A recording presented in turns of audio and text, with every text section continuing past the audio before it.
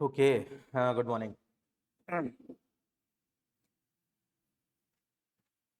तो सबसे पहले अपन डिस्कस कर रहे हैं revision test paper of September 26।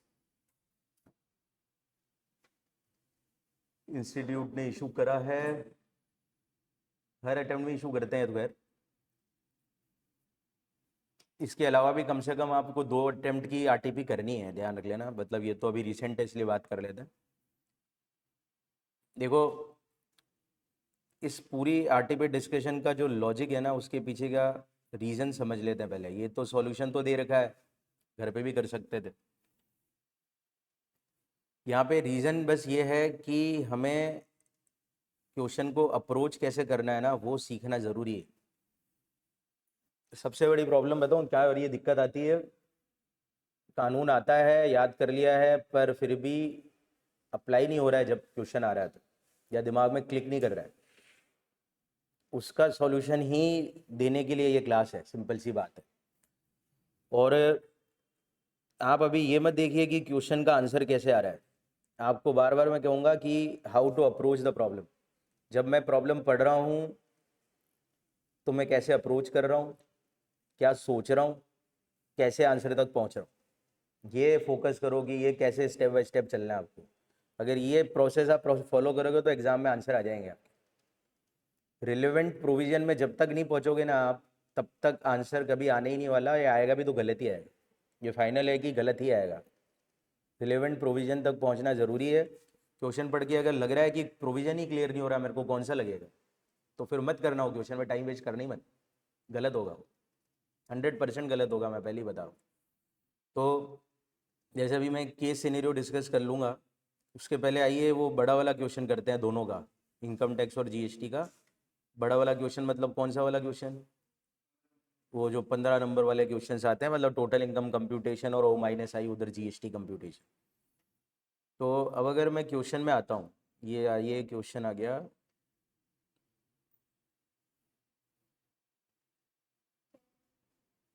कौन सा नंबर का है?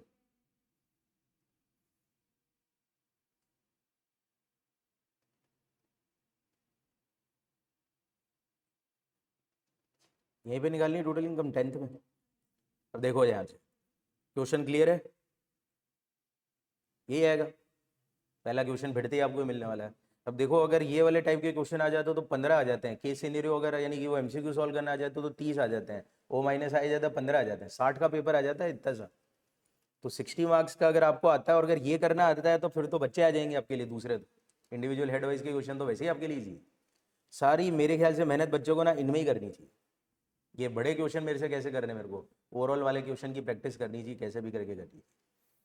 तो अब देखो, टोटल इनकम निकालनी है और यही आएगा आपका भी। दोनों रेजिम से निकालेंगे, ये नहीं मानेंगे।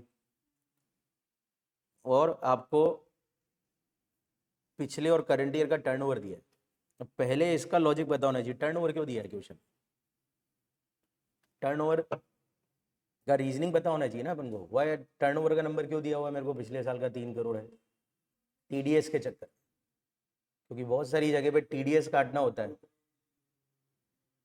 और वहां पे टीडीएस में बोला गया था कि इंडिविजुअल एचईओ को टीडीएस तभी काटना है जब वो लास्ट ईयर टैक्स ऑडिट में है।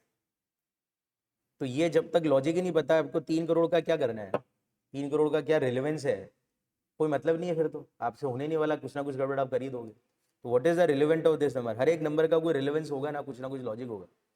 तो 3 करोड़ से क्या होगा, शायद टीडीएस का एडजस्टमेंट होगा।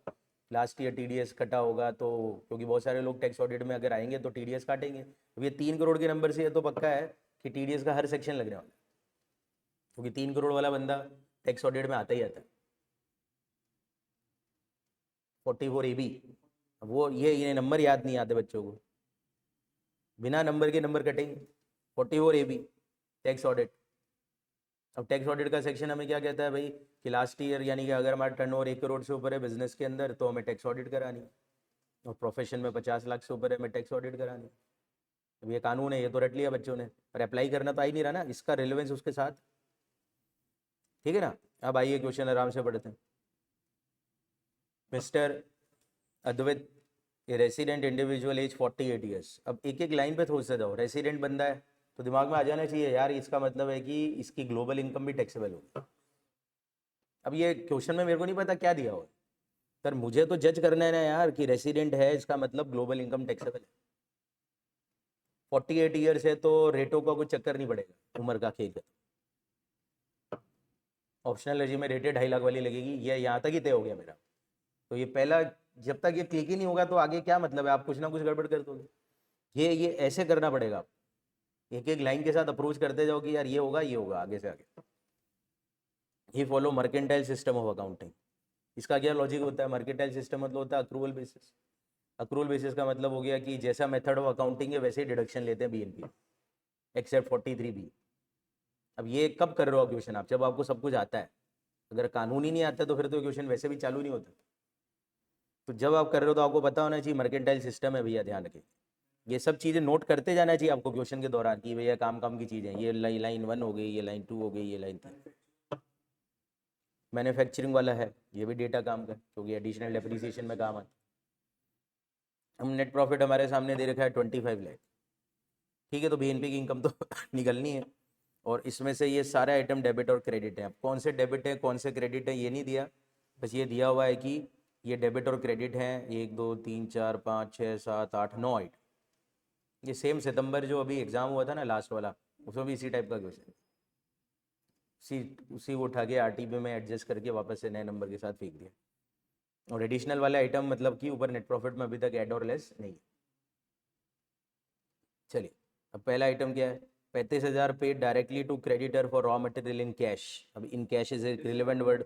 ये 35,000 रुपये है, इन कैश है, सेक्शन लगेगा 40A3। 10,000 से ज़्यादा का पेमेंट कैश में करते हो एक दिन में तो वो डिसअलाउंसेस आता है। आगे आपके सामने अब ये आइटम क्या हुआ होगा ये भी सोचना है। ये क्या है? पेमेंट का आइटम है तो डेबिट हुआ होगा, पीएनएल में डेबिट हो रखा होगा, और डिसअलाउड है तो हमें ऐड बैक करना पड़ेगा। उसके बाद gross interest receive on corporate bond amounting to 20,000। अब इंटरेस्ट रिसीव्ड है तो पीएनएल में तो ये बाय में होगा, इनकम में ऐड कर रखा होगा, पर ये आईओएस की इनकम बनेगा, तो इसलिए इसको उधर पीएनपी की इनकम में माइनस करना पड़ेगा। Contribution of 1.5 lakh made to an approved university for social science research. Social science research के लिए अगर हमने किसी यूनिवर्सिटी को पेमेंट करा है तो ये अलाउड खर्चा है 35 के अंदर। ऑप्शनल रेजिम में पेमेंट टू अदर्स वाला, अगर मेरे कानून किसी ने पढ़े हो तो पेमेंट टू अदर वाली कैटेगरी में, पेमेंट टू अदर 35(1), जो शुरुआत में 4-5 आइटम थे उसमें था ये ना, तो अलाउड है, डेबिट होगा ये और अलाउड भी है, तो कुछ करने की जरूरत एक्चुअल में आपको अभी पड़ेगी नहीं 1.5 लाख रुपये। इसके बाद आपके सामने है commission charges of 2 lakh paid to local sale agent via account pay cheque without deduction of tax insurance. This is the keyword. अब टीडीएस नहीं काटा, कमीशन का पेमेंट है, टीडीएस कटना चाहिए 194H में, टीडीएस का कानून है। और 3 करोड़ वाला नंबर अब रिलेवेंट है, वो 3 करोड़ है तो इसको टीडीएस काटना चाहिए था टेक्निकली, तो काटना चाहिए था, टीडीएस नहीं काटा तो वो 30% डिसअलाउंसेस वाला सेक्शन लगता है। Normal depreciation of 5 lakh including depreciation on total cost of new plant and machinery purchased and put to use on 12/7/25 as per income tax rule 1962। तो ये इनकम टैक्स वाला डेप्रीसिएशन ही है फिर तो। Normal depreciation of 5 lakh including depreciation on total cost of new purchase on put to use as per income tax rule 1962। ठीक है, देखते हैं कि इसके अंदर डेप्रीसिएशन का ट्रीटमेंट होगा। इसके बाद क्या है? Subsidy of 20% of the new machinery receive from the state government amounting to 4 lakh. अब इसका क्या करेंगे, इसका सोचना पड़ेगा।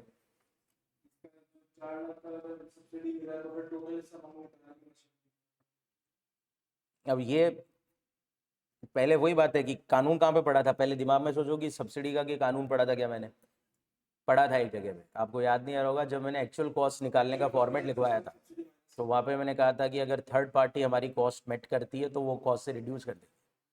तो ये वो वाला कानून लगते हुए ये 4 लाख रुपए की subsidy cost of the asset में से रिड्यूस की जाएगी टेक्निक। आगे देखो अब क्या। Medical expense debited to business include 60,000 paid to hospital for medical treatment of his dependent son who is a person with severe disability. तो मेडिकल ट्रीटमेंट का खर्चा बिजनेस के अंदर ऐड है तो बीएनपी में तो डिसअलाउड करना ही पड़ेगा इसको, हमें पर्सनल खर्चा होगा। पर अब फिर सोचेंगे कि इसका कहीं और ट्रीटमेंट हैगा। Yes, there is a treatment in 80DD। Dependent disable पे खर्चा कर रहे हो तो सीवियर डिसेबिलिटी, सीवियर डिसेबिलिटी दे रखी है ना, खत्म होगी बात। आगे आपके सामने आ जाएगा 80,000 इंकर्ड फॉर एन एडवर्टीजमेंट पब्लिशन सॉवनर, ये बहुत बेसिक कॉन्सेप्ट है, डिसअलाउड है 37 2B में। पर फिर वही बात है कि जब पॉलिटिकल पार्टी में इधर दिया था तो पूरा इनकम टैक्स में याद करो GC मिल जाएगा आपको, डिडक्शन फ्रॉम GTI वाला। पॉलिटिकल पार्टी के कंट्रीब्यूशन के लिए आपको GTI से छूट है, कंपनीज को मिलती है GB में और बाकी लोगों को मिल जाती है GC में। ठीक है, तो डबल इफेक्ट यहाँ पे भी आ जाएंगे। ये आपका वो माइक्रो वाला आ गया, जो भी बहुत फेवरेट टॉपिक है इनका। माइक्रो एंटरप्राइज वाला कानून पहले दिमाग में लाओ, 43B close H, payment bill TRP आते थे। एक तो 6 खर्चे तो बिल TRP के थे।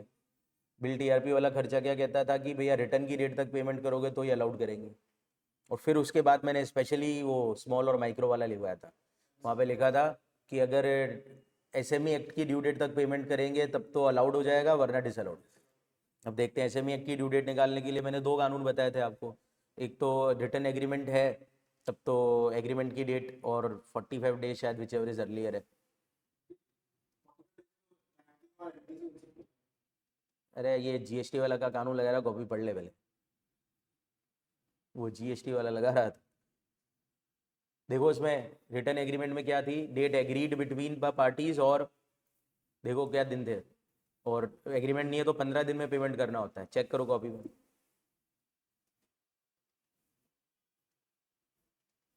मिल गया क्या? इनकम टैक्स में, GST में तुम क्या आगे बैठ जाना। तू GST वाला कानून बोल रहा है ना, बैंकिंग में 45 डे, वो GST में वो कानून है बिल काटने की लास्ट डेट क्या होनी चाहिए। तो बताऊं, BNP में था 43B क्लोज H।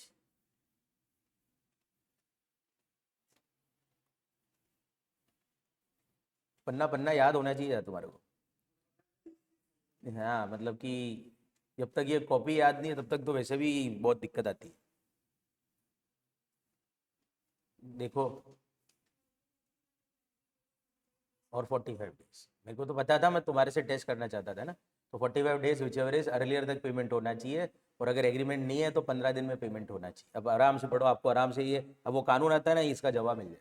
अब पढ़िए, 15/3/26 को mister Advait purchase raw material worth ₹50,000 from messrs XYZ industry registered as micro enterprise. तो माइक्रो से माल खरीदा आपने 50,000 का, खर्चा है वैसे तो अलाउड होना चाहिए BNP में, पर देखो पेमेंट 31 मार्च तक हमने किया ही नहीं, और बाद में हमने सेटल कब किया, 25/5 को। और रिटर्न एग्रीमेंट में हमें 15 दिन में पेमेंट करना था, तो फिर पेमेंट 15 दिन में होना ही चाहिए था, एग्रीमेंट है तो हमने पेमेंट किया गया 15 दिन में। चेक करो कब खरीदा था, पेमेंट कब करा है, तो नहीं हुआ 15 दिन में पेमेंट। रिलेवेंट PY में खर्चा क्या हो जाएगा, डिसअलाउड हो जाएगा, 43B क्लोज H लग जाएगा। ठीक है, ये आपके PNL के आइटम हो गए। अब बस सिंपल है, क्वेश्चन टफ नहीं है, मतलब कि अगर आपने सही सरल अप्रोच करा ना 100% बनता है क्वेश्चन। कोई नया नहीं, कॉपी के बाहर सब कुछ आने ही नहीं है, ऐसा कुछ चीज़ ही नहीं है जो कॉपी में लिखी नहीं, सब है इसके अंदर कानून, बस आपको क्लिक करना है कि कहाँ पे लिखा हुआ होगा। अब देखो अगली क्या है, he receive a gross annual rent of 480 from let out property. HP का डेटा आ गया, म्यूनिसिपल टैक्स दे दिए, एनुअल रेंट दे दिया, आ जाएगी इनकम, निकाल लेंगे HP की, क्या दिक्कत है इसमें। तो ये एनुअल रेंट आ गया तो GAV बन जाएगी, GAV में से टैक्सेस घटा देंगे, NAV आ जाएगी, डिडक्शन ले लेंगे, आ जाएगा। फिर अगला भी डेटा HP का, ये हाउसिंग लोन रीपेमेंट दे दिया।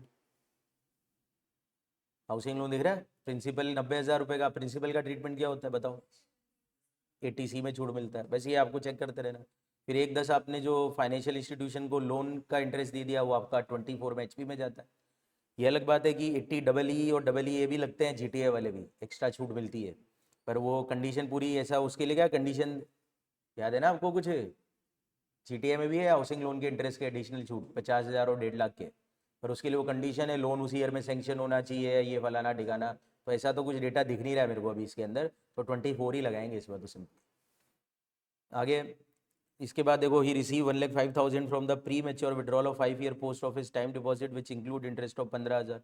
तो पोस्ट ऑफिस के, अब देखो इसका क्या सोचोगे, देखो अब कुछ आपको लग रहा नया आइटम है, फिर इसको आप थोड़ा फील करो। क्या हुआ भाई, पोस्ट ऑफिस में एक FD करा रखी होगी, उसके विड्रॉल पे मेरे को 1,05,000 रुपये मिले, जिसमें 15,000 रुपये ब्याज के हैं, तो टैक्स तो 15 पे लगेगा ना, FD का इंटरेस्ट है, IOS की इनकम बना देंगे इसको, और क्या करें। पर प्री मेच्योर विड्रॉल करा है। अब क्या होता है कि जब 5 साल की FD कराते हैं ना, तो हमें डिडक्शन मिलता है ATC में। 5 साल की एफडी पोस्ट ऑफिस या बैंक में कराते हैं, तो प्री मैच्योर विड्रॉल है, थोड़ा सा ध्यान रख के चलना। और हमने इसका डिडक्शन ले रखा था जब उस समय हमने क्या करवाया था, तो दे भी दिया इन्होंने, ये अच्छा पॉइंट आ गया अभी। तो अभी क्या हो गया कि 15,000 तो आई उसकी इनकम है, पर 1,5 का क्या होगा ये भी थोड़ा सोचना है, क्योंकि हमने 1,5 की पहले छूट ले रखी है शायद, क्योंकि हमने एफडी कराई थी तो हमने उस समय 80 का छूट ले लिया होगा, 5 साल की एफडी कराई थी। अब वो प्री मैच्योर पैसा निकाल लिया तो फिर एक ट्विस्ट आएगा।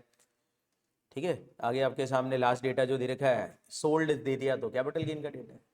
इतना तो बुद्धि चल ही जाता है यार, ऐसा तो कुछ है ही। तो बस कैपिटल गेन तो निकाल ही लेंगे, क्या करना है, सेल प्राइस गिवन है, सीधे गिवन है 15 लाख रुपए, और कॉस्ट ऑफ एक्विजिशन गिवन है 3 लाख रुपए। क्या करना है, लॉन्ग टर्म कैपिटल गेन निकलेगा, सेल में से कॉस्ट काटे 12 लाख रुपए की इनकम आएगी, पर टैक्स निकालते वक्त वो ध्यान रखना पड़ जाएगा, बिना इंडेक्सेशन ये तो इतनी बार मैंने सिखाया था, तो वो तो लॉजिक है ही। सिंपल क्वेश्चन है, क्वेश्चन ही जब समझ में आ जाता है तो क्या अप्रोच समझ में आ जाती है कि मैं हो जाएगा मेरे से। अगर ये पढ़ के लग रहा है कि यार भाई क्या है, मेरे को हवा ही नहीं पड़ रही, छोड़ो, फिर कोई मतलब नहीं है, दूसरे के ऊपर जाने का मतलब है, इसको फिर तुक्का ही फेंकना है तो लास्ट में फेंकना, हर तुक्के वाले क्वेश्चन लास्ट में करना पहले। ये भी एक और क्लियर मैं बता देता हूँ, जब भी पेपर अटेम्प्ट कर रहे हो तो पहले वो सेलेक्ट कर लो कि यार ये तो मेरे को लग रहा है कि ये तो 100% आ जाएंगे मेरे क्वेश्चन, वो पहले कर लो। कोई भी हो XYZ MCQ भी, अगर आपको पढ़ के लग रहा है कि यार ये वाला MCQ मेरे को लगता है बन जाएगा, तो कर लो, कोई दिक्कत नहीं है, क्योंकि अगर आता है तो टाइम वैसे ही नहीं लगेगा, और पढ़ने से ही पता पड़ जाता है कि यार ये पता नहीं क्या है यार, मेरे को आएगा नहीं आएगा, कुछ दिक्कत है, तो लेट इट भी, इसको लास्ट में करना फिर, क्योंकि इसमें आप तुक्का फेंकोगे तो आधा अधूरा नंबर के लिए चांस खेल रहे हो आप, तो सिंपल सी बात है, तो क्यों दिमाग लगा रहे हो। पहले अगर वो सही सही वाले 50 55 60 नंबर बन जाए ना, तो वैसे ही आपको लग रहा है कि यार पास होने की चांसेस होगी, अब फिर चलो तुक्के फेंकते हैं, मतलब थोड़ा थोड़ा नंबर के लिए खेलते हैं, तो और क्या करेंगे, क्योंकि 100% आ रहा होता तो आप ऑल इंडिया रैंक 1 बन जाते ना, फिर तो ऐसा तो होने नहीं वाला था तो इसीलिए वो, क्योंकि कड़वा सच है, अपनी क्या है, अपनी लिमिटेशन अपन को पता होनी चाहिए कि मेरी क्या लिमिटेशन है, मैं कितना दिमाग वाला हूँ और मैं कितना कर सक रहा हूँ, मेरी मेहनत कितनी है। हाँ तो उसको उसको अब उसको 99.5 लाया था तो उसको लग रहा होगा, नहीं आ सकते वो तो। अब वो पेपर उसने या तो ऑनलाइन दिए थे क्या, फिर ठीक है आ सकते हैं। पेपर तो सजेस्टेड आंसर दे देते हैं, फिर वो कर देते हैं, हम थोड़ी चेक करेंगे।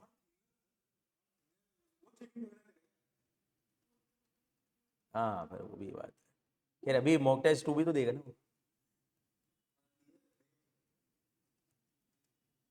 चलो अब जल्दी से आंसर चेक कर लेते हैं, पूरा क्वेश्चन तो याद हो गया ना अपन को। चलो अब देखो, इसने डिफॉल्ट रेजिम से चालू कर दिया, आप ऑप्शनल से करके डिफॉल्ट में जाओ, डिफॉल्ट से करके ऑप्शनल में जाओ, वो आपका हिसाब किताब है। तो जैसे ये कर रहा है वैसे ही चलते चले, डिफॉल्ट में आइए, डिफॉल्ट में क्या करा इसने, जी भी लिख दी, 480 याद है, गिवन ही थी, सीक्वेंस वाइज चलना, सैलरी का कोई डेटा है ही नहीं, तो HP आता है अगला नंबर सीधे, GAV गिवन थी, और GAV में से फिर क्या हुआ, म्यूनिसिपल टैक्स थे ही नहीं तो NAV भी आ गई थी, 30% डिडक्शन ले लिया था। ठीक है, और म्यूनिसिपल टैक्स तो थे ही नहीं, तो नीली तो है। अच्छा, क्योंकि पे नहीं करे होंगे इस साल। हाँ तो ठीक है, वो लॉजिक पता ही है ना, फिर मतलब आगे आपको समय तो नील हो गया वो रीजन। 480 144 सब 30% ले लिया इसमें से अपन ने, और 110 इंटरेस्ट ले लिया। अब डिफॉल्ट रेजिम में इंटरेस्ट क्यों ले लिया, फिर वो पागलबंदी चलती है, भैया लेट आउट मकान है तो लेंगे। हाँ सेल्फ ऑक्यूपाइड में दिक्कत है, सेल्फ ऑक्यूपाइड होता तो इंटरेस्ट डिसअलाउड करते हैं अपन, डिफॉल्ट रेजिम कहते हैं। तो ये तो अब छोटी छोटी बातें आपको ध्यान रखनी आगे। अब ये क्या है, इतना निकालने में ना आपको इसके नंबर मिल जाएंगे 226, HP सही निकाल लिया, जो भी मिलेंगे 15 में से 2-3 मिल जाएंगे, जो भी प्रोपोर्शनल नंबर है मिल जाएंगे। पर ये तो इजी हो गया ना भाई, 2 हेड तो इजी है ना, कैपिटल गेन हो रही है, माथाबड़ी तो BNP में हो रही है। तो अगर मैं मान लो BNP की इनकम नहीं निकालता हूँ, मैं कैपिटल गेन में चला जाता हूँ, तो कैपिटल गेन की इनकम तो सीधी निकल गई थी, 15 - 3 12 लाख, 2 हेड निकल गए मेरे, इजी वाला निकाल लिया ना। और IOS की इनकम भी मैंने निकाल ली थी, याद है वो, एक तो कॉर्पोरेट बॉन्ड का इंटरेस्ट आया था, और दूसरा चक्कर क्या, देखो 1,05,000 रुपये में से 15,000 इंटरेस्ट था, 15 पे तो टैक्स लगना ही था। अब चक्कर क्या होती है कि अगर आपने किसी चीज का ATC पे छूट ले रखा है, 5 साल की FD कराने पे छूट ले लेते हैं, पर उसको आप पैसा पहले ही निकाल लेंगे, तो जितना पैसा निकाल लेंगे फिर पूरे पे टैक्स लग जाएगा, क्योंकि पहले आपने टैक्स बचा लिया था, तो इसलिए पूरा 1,5 टैक्स लगेगा। तो ये आपका वो प्री मैच्योर विड्रॉल वाला टैक्सेबिलिटी पूरा 1,5 की आ गई।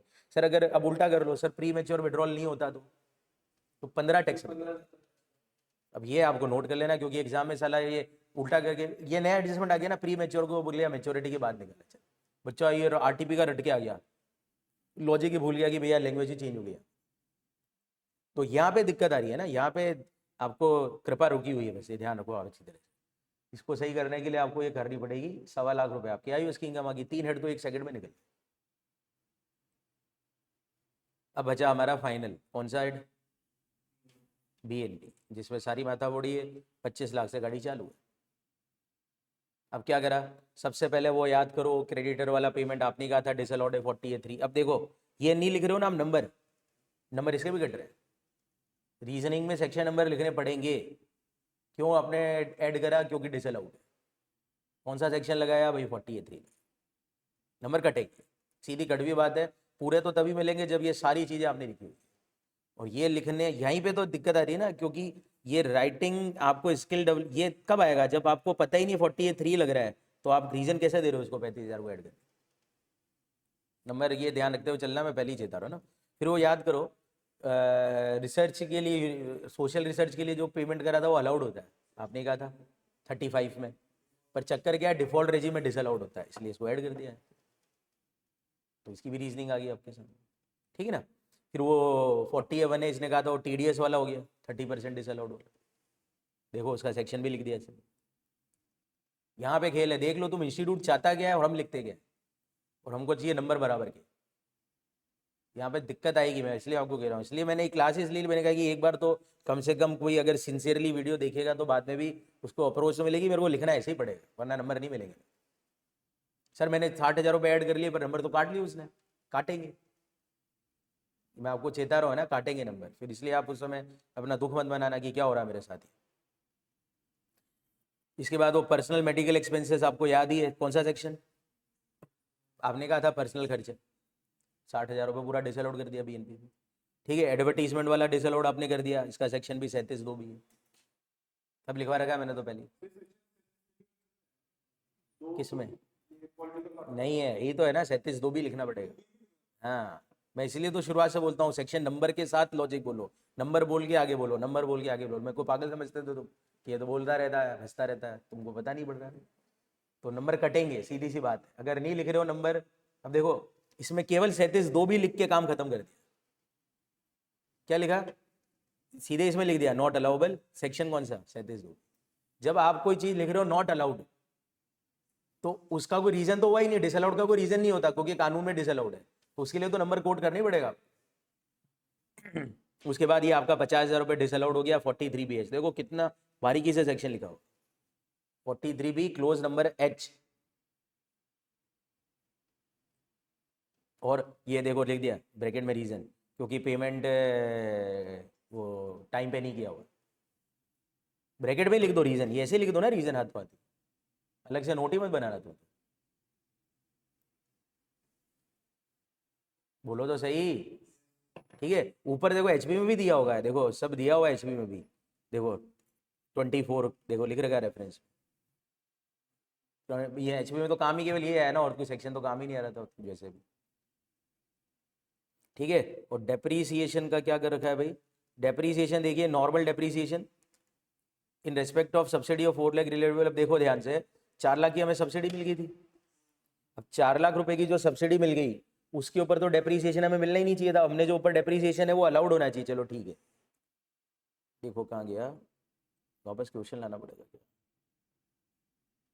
थोड़ा सा इसमें दिमाग लगेगा ना। हाँ है, सब्सिडी तो याद है, डेप्रीसिएशन का पॉइंट भी तो पढ़ना। PNL में हमने डाउनवर्ड डेप्रीसिएशन डेबिट करा हुआ है, दिख रहा है आपको 5 लाख, अलाउड भी होता है, कोई दिक्कत ही नहीं है, डिफॉल्ट में भी नॉर्मल तो अलाउड ही होता है। टेक्निकली तो इस पॉइंट का कुछ करना ही नहीं चाहिए था, ये एज पर इनकम टैक्स ही है। Yes no? डेबिट है PNL में, अलाउड भी है, कोई दिक्कत ही नहीं होनी चाहिए थी, डिफॉल्ट में भी नॉर्मल तो अलाउड ही होता है, कोई दिक्कत ही नहीं होती। यस नो यार, ठीक है ना। तो normal depreciation of 5 lakh including depreciation on total cost of new plant and machinery purchase and put to use on 12/7/25, यानी ये नई मशीनों का डेप्रीसिएशन इस साल का ही है, पर नॉर्मल वाली डेबिट है तो कोई दिक्कत ही नहीं। ये अच्छा पॉइंट बनेगा, अभी इस लाइन को ध्यान से तो थोड़ा फीलिंग करके चलना है ना। नॉर्मल वाला हमने डेबिट करा हुआ है, पूरा का पूरा 5 लाख रुपये हमने डेबिट करा हुआ है, और ये डेप्रीसिएशन इनकम टैक्स वाले ही है, ठीक है। तो कुछ करना नहीं चाहिए, पर नीचे सब्सिडी वाला पॉइंट था, तो वो 4 लाख अगर सब्सिडी मिल गई तो 4 लाख की तो कॉस्ट कम हो जानी चाहिए थी ना, तो ड्यू टू दैट 4 लाख पे 15% डेप्रीसिएशन हमें मिलना ही नहीं चाहिए, आया समझ में? तो 4 लाख का 15% कितना होता है? 60,000। इसीलिए जब आपने ये देखा ना, आपने कहाँ गया ये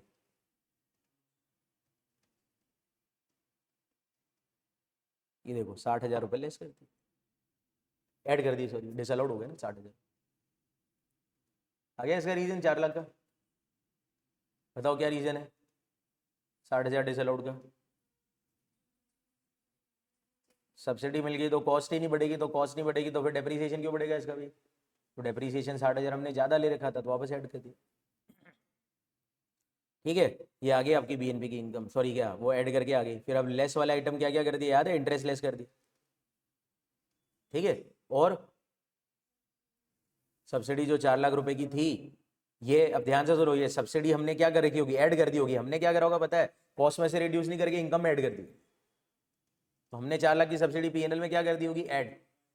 कानूनी तौर पे वो तो कॉस्ट में ऐड होनी चाहिए, तो हमने पीएनएल में ऐड कर दी, यानी इस पर टैक्स नहीं देना हमें 4 लाख पे, तो इसलिए इसको लेस कर दिया वापस से इनकम से। Not taxable under eight BNP, दिख दिया ना कि इसको कहाँ से रिड्यूस करना चाहिए? 43(1) सेक्शन ही है, कॉस्ट का सेक्शन है 43। किस में से रिड्यूस होना चाहिए? कॉस्ट ऑफ मशीनरी में से, क्योंकि हमें इसको कॉस्ट में से लेस करना है तो पीएनएल के क्रेडिट में हमने लिख दी होगी, क्योंकि ये इनकम थी हमारी, तो हमने लेस कर दी वापस से। और एक और चीज समझे आप, एडिशनल डेप्रीसिएशन इसने नॉर्मल निकाल के पीएनएल में डेबिट करा हुआ है, जबकि ऊपर ही ऊपर हमने नोट करा था मैन्युफैक्चरर है, तो एडिशनल भी आना चाहिए था, पर एडिशनल डिफॉल्ट में तो आता ही नहीं है, तो एडिशनल का कोई एडजस्टमेंट हमने डिफॉल्ट में करा भी नहीं। अभी ऑप्शनल में एडिशनल निकाल के भी लेस करना पड़ेगा, समझे मेरी बात? ऑप्शनल रेजिम में जब इनकम निकलेगी तो एडिशनल का ट्विस्ट आएगा फिर उसके अंदर, क्योंकि वहाँ पे हमें एडिशनल भी डिडक्शन के रूप में मिलेगा, तो वहाँ पे हमें एडिशनल डेप्रीसिएशन एक्स्ट्रा माइनस करना पड़ेगा निकाल के। खैर यहाँ पे तो कुछ करा नहीं, तो ये आपकी इनकम आ गई, आपकी जीटी आएगी। और आपको पता ही है डिफॉल्ट में जीटीआई के डिडक्शन गिने जो नहीं है, तो वो सीवियर डिसेबिलिटी वाला ले मत लेना यहाँ पे, पॉलिटिकल पार्टी वाला जो चंदे का मैंने कहा था वो सब यहाँ पे तो मिलेंगे ही नहीं, तो ये आपकी आ गई टैक्स। तो डबल जे है कहाँ क्वेश्चन में? नहीं, 80 CCD2 भी है।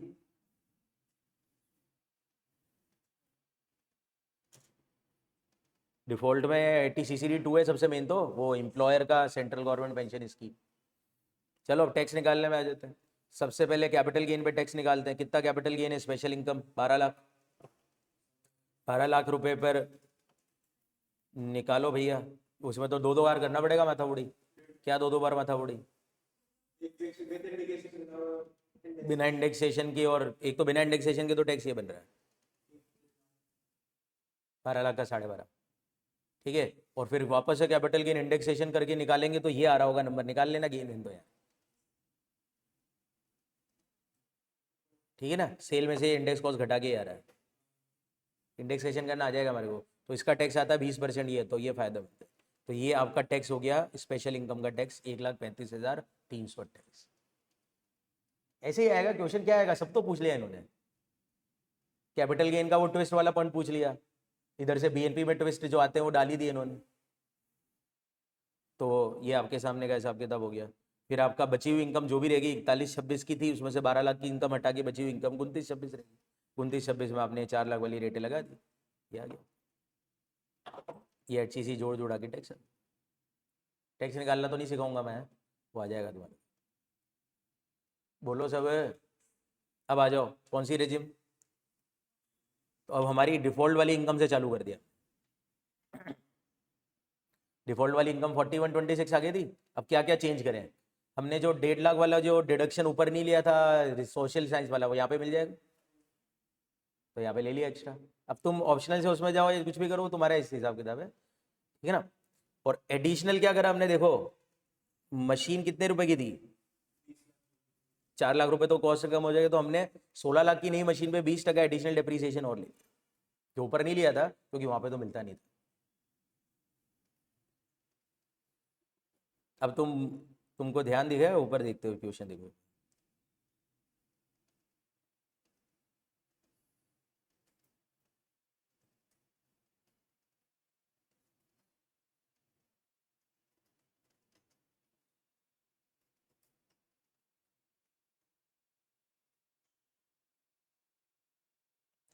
यहाँ मशीन की कॉस्ट ना कैसे निकलेगी बताऊं? ये कॉस्ट भी गिवन नहीं है, निकालनी पड़ेगी आप। हाँ कॉस्ट गिवन नहीं थी इसलिए मैं बता रहा हूँ आप। तो मशीन की ओवरऑल कॉस्ट 20 लाख आ जाएगी, उसमें से 4 घटा के डेप्रीसिएशन एडिशनल 16 लाख का 20 ले लिया। मैं मशीन की कॉस्ट भी गिवन नहीं है, पर ये तो कॉस्टिंग है, कॉस्ट गिवन नहीं है तो ये तो आप कॉस्टिंग में भी कर लेते हो।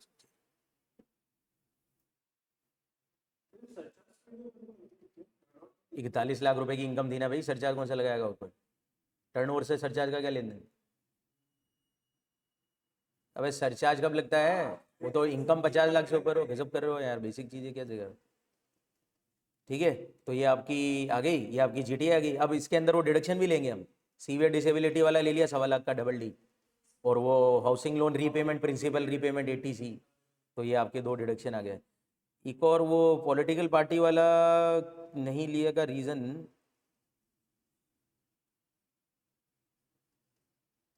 एक बार मैं चेक करूं। एक पॉलिटिकल पार्टी को चंदा दिया था ना इसने, जो 37 2B में डिसअलाउड था।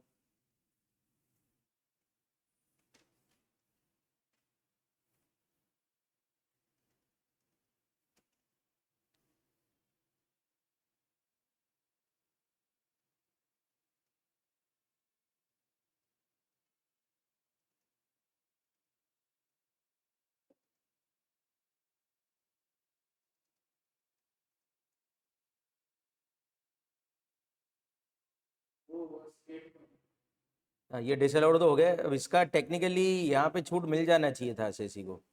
कहाँ पे? DGC पर एक ही रिक्वायरमेंट थी कि अकाउंट पे चेक से पे, वहाँ पे पेमेंट अदर देन कैश ही चाहिए। कैश वैश के बारे में कुछ दिया नहीं है। अब इसका रीजनिंग मेरे को दिख नहीं रहा है यहाँ पर। बाकी एक डिडक्शन DGC मिल सकता है।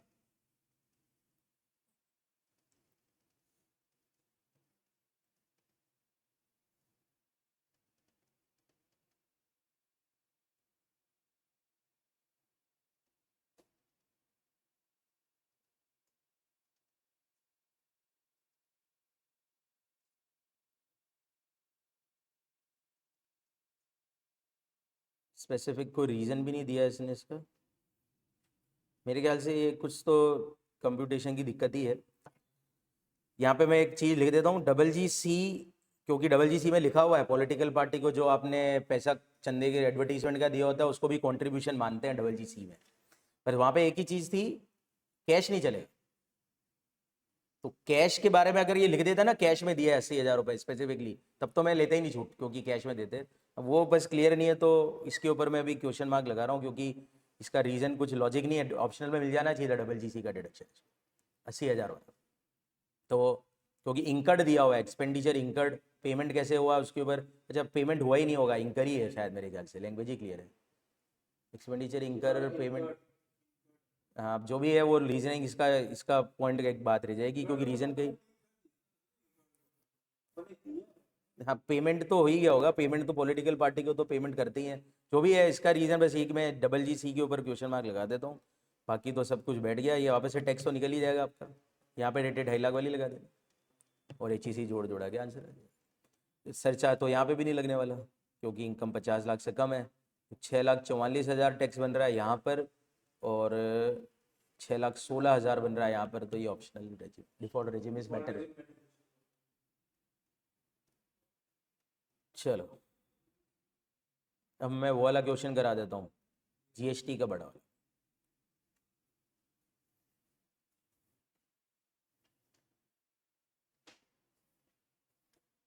GST तो आगे आएगा, आंसर्स के बाद आती है GST है ना।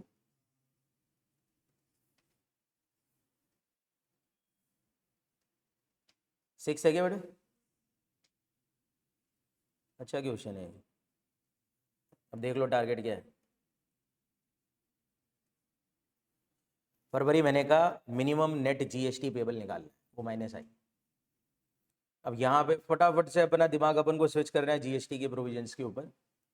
फरवरी महीने का निकालना है, तो हमारा देखो पहले क्वेश्चन करने से पहले मेरा दिमाग में सेट कर लेता हूँ मैं।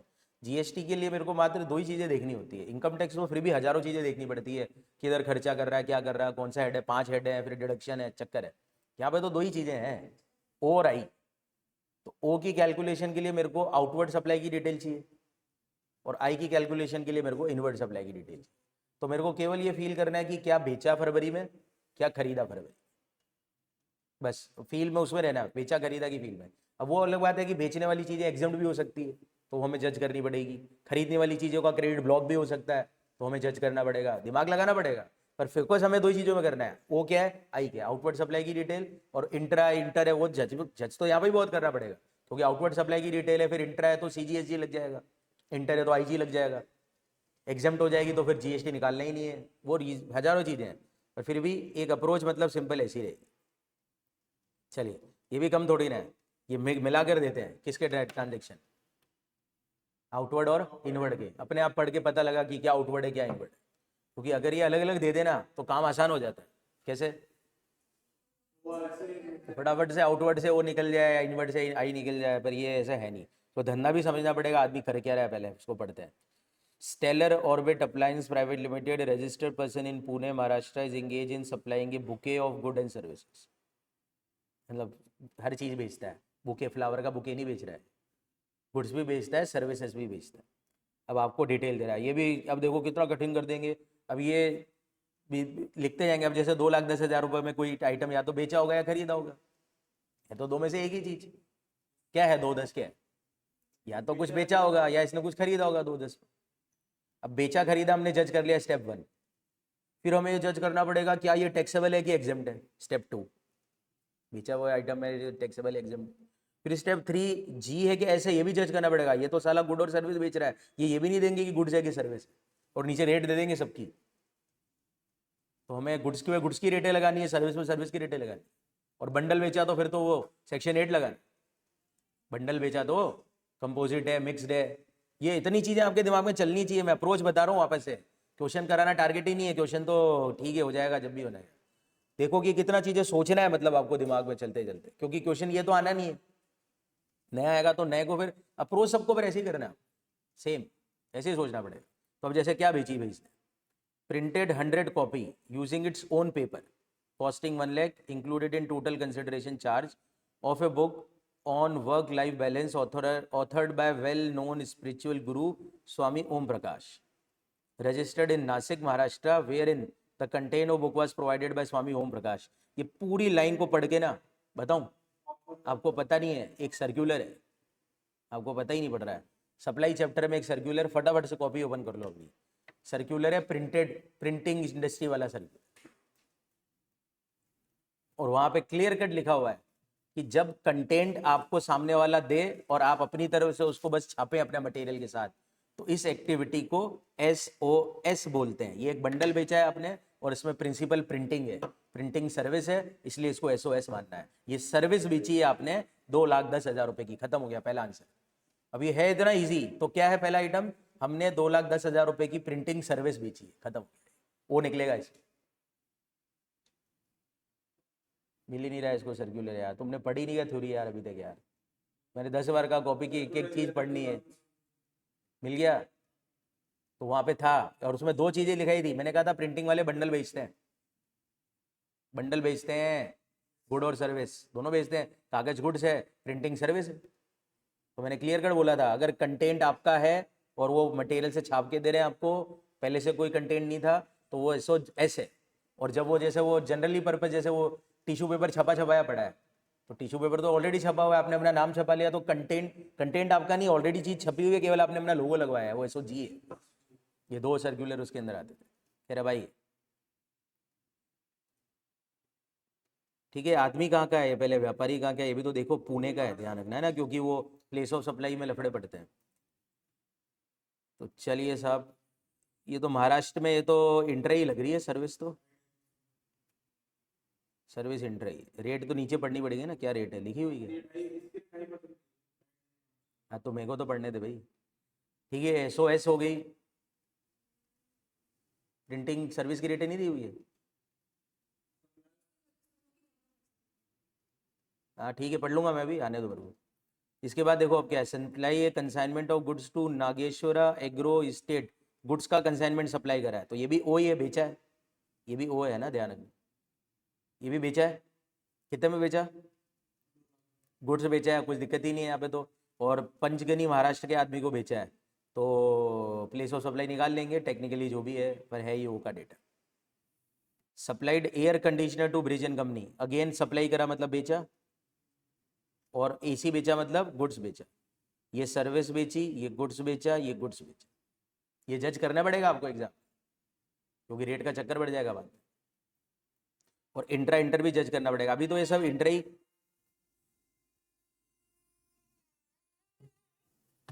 अभी तो ये सब क्या इंट्रा ही लग रही है। लो, अरे यार क्लास के बीच में कहाँ फोन करती है? नहीं है, नहीं नहीं।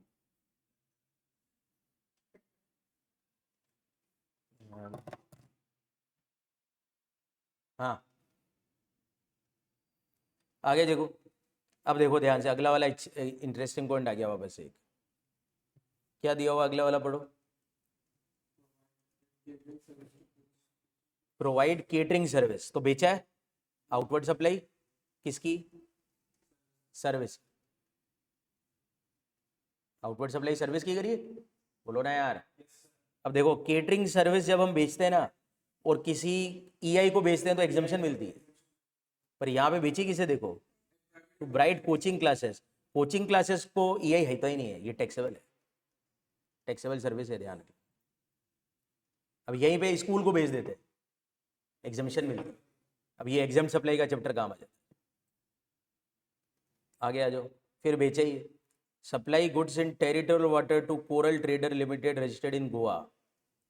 Such place in territorial water was a distance of 7 nautical mile to the baseline of coastal state of Gujarat and 5 nautical mile to the coastal state of Maharashtra. ये बेचा है, SOG है, वो है गुड्स का है, पर वो कौन से राज्य में बेचा उसके लिए ट्विस्ट है। वो टेरिटोरियल वाटर वाला एक कानून मैंने लिखवाया था आपको, तो हर चीज़ लिखवा रखी है, वो बात में अपन यूज करेंगे। सिंपल है मेरे लिए ना, जीएसटी और सिंपल रहता है किसके मुकाबले, इनकम टैक्स, क्योंकि यहाँ पे तो ओआई जज करना अगर मेरे को आता है और एग्जाम टैक्सेबल जज करना आता है और प्लेस जज करना आ गया कि ये इंटर है, मेरा क्वेश्चन बन जाएगा, कोई दिक्कत नहीं आएगी मेरे को। वहाँ पे तो हजारों चीज़ें चलनी है यार, कि उधर छूट नहीं ली, इधर छूट ली, इधर छूट ली। अगर वो कॉम्प्लिकेशन आप झेल रहे हो तो ये तो ईजी है फिर से। पर इसमें बच्चा कहाँ पे उठ जाता है, बच्चा ना अप्रोच नहीं करता सही तरह से, उसको पता ही नहीं कि है क्या चीज़ है, चल क्या रही है, ऐसे है जी है, क्या फ़र्क पड़ता है एस और जी के डिफरेंस से, वो समझना बहुत ज़रूरी है। अब देखो अगली है, आपको पता पड़ जाएगी। देखो, provide service of transportation passenger by air condition omni bus through an e commerce operator. मेरे को याद आ रहा है कि ओमनी बस पे आरसीएम वो ईसी और जीएसटी देता है, बशर्ते उसका कानून पढ़ो पहले आप। उसमें ईसी और जीएसटी देगा, लेकिन अगर जो ओमनीबस वाले सर्विस है वो खुद रजिस्टर्ड लाइबल है, जीएसटी पे करने। नहीं नहीं, ऐसा नहीं है, कुछ और है। पढ़ अच्छी तरह से, इसलिए मैं तेरे को बोल रहा हूँ, ओमनी बस वाला कानून पढ़ो। आपको कानून याद पढ़ना में आएगा तो फिर तो हमने क्या, पहले फील करो पहले क्या लग रहा है, हमने ओमनी बस से टीओपी की सेवा बेची है, पर ईसीओ के थ्रू बेची है, ये है कानून। तो अगर हमें जीएसटी देना पड़ेगा तो हम देंगे, वरना वो देगा ईसी।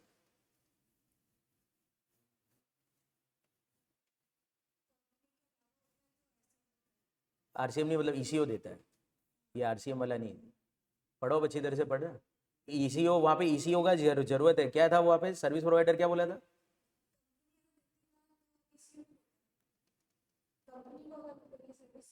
पूरी लैंग्वेज पढ़, लैंग्वेज पढ़ के बता।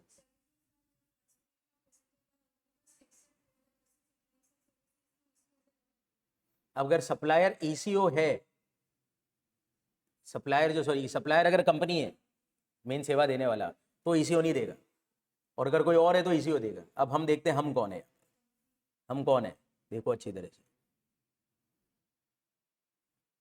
कौन है, चेक करो। अबे क्या देख रहा है भिंगे की तरह? मैंने भी तो ये बोला। नहीं, तूने वो वाला ऊपर वाला कानून लगाया था कि अगर वो रजिस्टर्ड है तो वो देगा, वो नहीं है लैंग्वेज, फर्क ही नहीं समझ रहा तू। अभी वो बोल रहा था, वो ऊपर है कि अगर वो सप्लायर खुद रजिस्टर्ड है तो जीएसटी ईसीओ नहीं देगा, ये वाला कानून नहीं है भाई। तूने ये बोला था अभी कभी, हाँ ये बोला था तूने। यार तू समझ नहीं रहा, अरे हाँ ठीक है, तूने बोला तो सही है, चल। अरे है ही नहीं, तू समझ नहीं रहा है, वो कानून ऊपर अलग है, रेस्टोरेंट वाले पे कोई फर्क ही नहीं समझ रहा, एग्जाम में फिर मजाक चल रहा है। वो जो तू पॉइंट बोल रहा है ना, वो अलग जगह पे लग रहा है। हाँ, इसमें लैंग्वेज ही अलग है, ओमनी बस की लैंग्वेज अलग है। जो सबसे पहली सेवा है ना, उसमें ओमनी बस गायब है। पढ़ अच्छी तरह से, इसको पूरा पढ़ो तुम नोटिफिकेशन को, यार तुमको अभी पढ़ाना पड़ जाएगा लग रहा है मेरे को। इसमें जो पहली पहली सेवा है ना, ट्रांसपोर्टेशन ऑफ पैसेंजर में, ओमनी बस गायब है। हाँ, ऊपर एक्सेप्ट ओमनी बस है, फिर ओमनी बस नीचे अलग से लिखाओ। इस नोटिफिकेशन के अंदर 5 सेवाएं हैं यार, कितनी सेवाएं देखो, चेक चेक करो। 9 तेरे को टॉपिक नहीं मिल रहा है।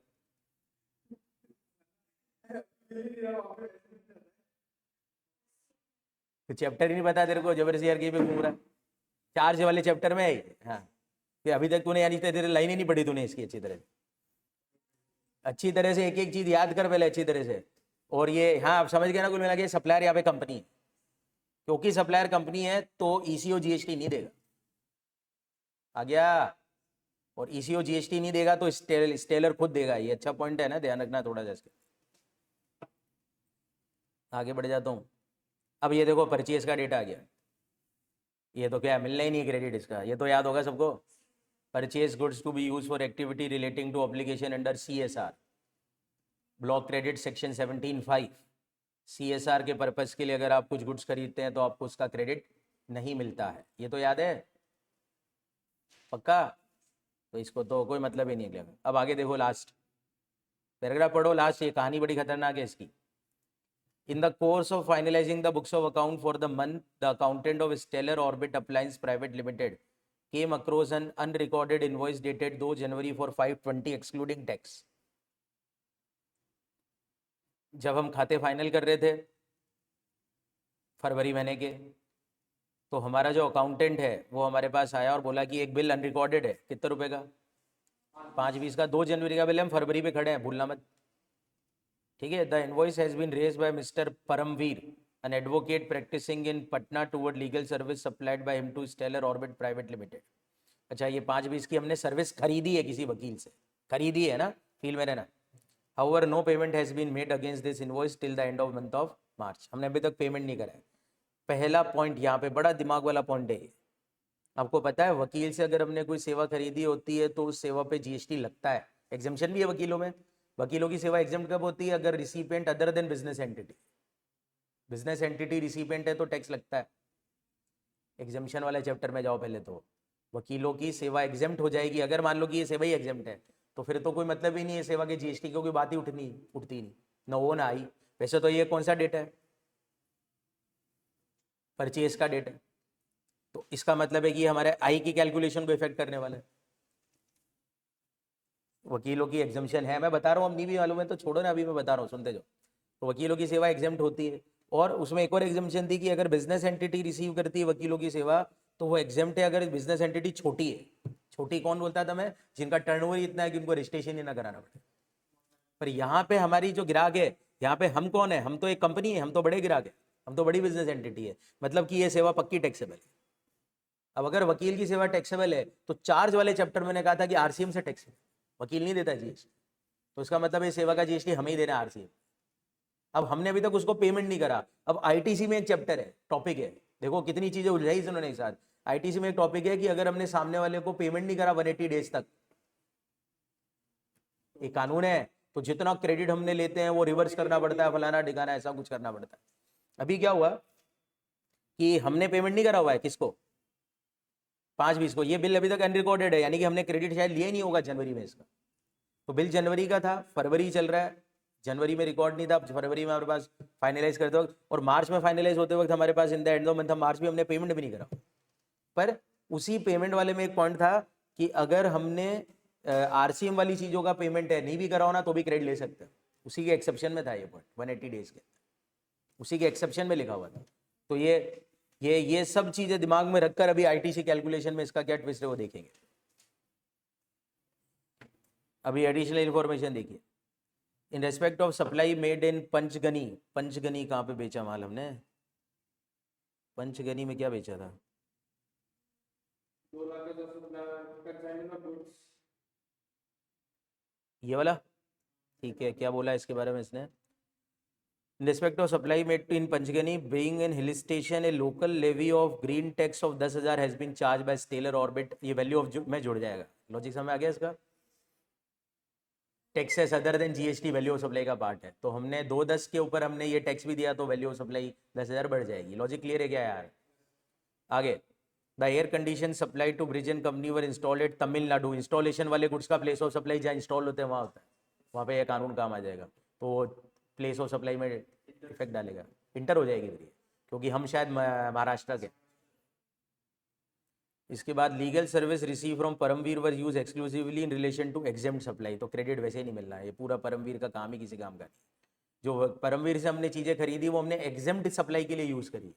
तो जब हम कोई चीज़ खरीदते हैं और उसका यूज़ हम एक्सक्लूसिवली एग्जेम्प्ट पर्पज़ के लिए करते हैं तो क्रेडिट मिलता ही नहीं है मेरे से। तो परमवीर वाला डेटा अभी इरेलीवेंट सा लग रहा है मेरे। क्या लॉजिक है इसके पीछे बताओ? हाँ, एक्सक्लूसिवली एग्जेम्प्ट में हम क्रेडिट नहीं ले पाएंगे। अरे क्लियर है, टैक्सेबल सप्लाई में यूज करेंगे तो क्रेडिट मिलता है, एग्जाम में करेंगे तो बिल्कुल नहीं मिलेगा, और दोनों जगह करेंगे तो प्रोपोर्शनेट मिलता है। प्रोपोर्शनेट कितना है वो हमारे कोर्स में नहीं है, वो निकालने का फॉर्मूला है वगैरह जीएसटी में, हमारे कोर्स में नहीं, तो वैसा पूछेंगे भी नहीं हमारे से। सारी फिगर जीएसटी के बिना की है, आईटीसी अवेल की सारी कंडीशन फुलफिल है। आगे सीजी, एसजी और आईजी की रेटें सभी के ऊपर 9, 9, 18 है। ये क्या बोला इन्होंने? पेपर के ऊपर रेट ये लगा दी है, ठीक है, पर ये रेट हमारे लिए रिलेवेंट है एक्चुअल में, क्योंकि हमने पेपर बेचा ही नहीं है, हमने तो सर्विस बेची है, ये सर्कुलर का काम आ गया। और टर्नओवर हमारा पिछले साल का कितना है? 2 करोड़, इसका मतलब हम बड़े व्यापारी हैं। 2 करोड़ का टर्नओवर है हमारा पिछले साल का। और whether the relevant information place of supply is not given, अगर प्लेस ऑफ सप्लाई की कोई डेटा नहीं आता तो फिर आप उसको इंट्रा मान लें, ठीक है। तो अब आ जाइए, करूँ स्टार्ट? कैलकुलेशन ऑफ क्या करेंगे सबसे पहले? क्वेश्चन नंबर ये ना, देखो मिनिमम जीएसटी पेबल तो बाद में निकालेंगे। इसने मिक्स ही निकाल लेता क्या? ये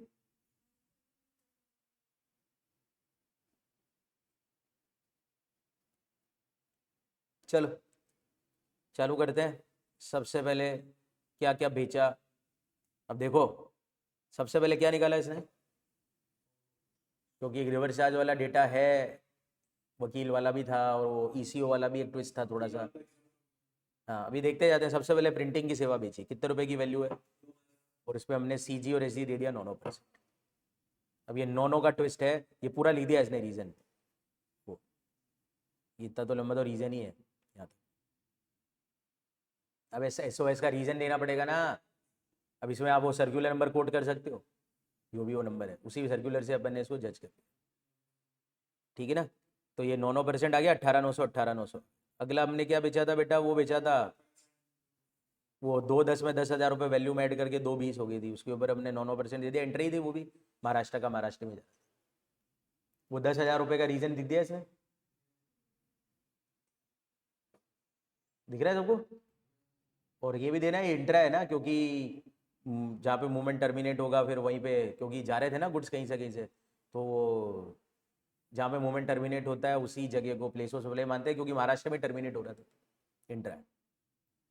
फिर एसी बेचे थे, एसी का फिर हमने आईजीएसटी अभी पकड़ ही लिया था, क्योंकि वो तमिलनाडु में, इसमें भी प्लेस ऑफ सप्लाई का रीजन दे देंगे, जो भी इंटर है इसका रीजन, और इस पर आईजीएसटी बना। तीनों कैलकुलेशन आ गई, ये 3 कैलकुलेशन के 6 नंबर मिल गया। मेरे ख्याल से 4 5 नंबर तो इसी कैलकुलेशन के होंगे, है क्या इसके आगे? फिर केटरिंग वाली का रीजन दे देंगे कि एग्जाम्ड नहीं है, वो प्री स्कूल स्कूल में पूरी कहानी लिख देंगे कि स्कूल को देते तो एग्जामेशन मिलती, पर हमने तो प्राइवेट कोचिंग को दी इसलिए टैक्सेबल है, फलाना ठिकाना जो भी। और अब ये इंटर है, इंटर का रीजन देखते हैं पहले, ये इंटर कैसे जज हो रही है चेक करते हैं। एजुकेशन वाले अपने को तीनों कंडीशन में लिखी हो रही प्री स्कूल फिर उसके बाद नहीं नहीं, तीनों क्यों लिखेंगे? वैसे भी केटरिंग स्कूल के लिए एग्जाम्ट है, बाकी 2 के लिए है ही नहीं। नहीं नहीं, इतनी जरूरत नहीं है, तो वो ज़्यादा ही लिख रहा है, तो इतना भी नहीं लिखेंगे हम। अभी क्या है, वो इंटर कैसे, और केटरिंग वाली इंटर कैसे बनी, इंदौर एमपी, ठीक है। और वैसे भी केटरिंग का प्लेस ऑफ सप्लाई का सेक्शन है 12(3), 12(2) तो जनरल है शायद, 12(3) इमूवेबल प्रॉपर्टी, 12(4) 5 में होगा ना केटरिंग और ब्यूटी ट्रीटमेंट, जहाँ पे सर्विस परफॉर्म हो रही। अरे वो लिखने पड़ेंगे, प्लेस ऑफ सप्लाई सबसे काम आएगा इसके अंदर, ध्यान रख लेना अच्छी तरह से, क्योंकि इंटर इंट्रा आप ऐसे नहीं लिखोगे। अगर कोई रीजन है इंटर इंट्रा का, तो केटरिंग का तो बकायदा सेक्शन बना हुआ है, तो लिखना पड़ेगा आपको।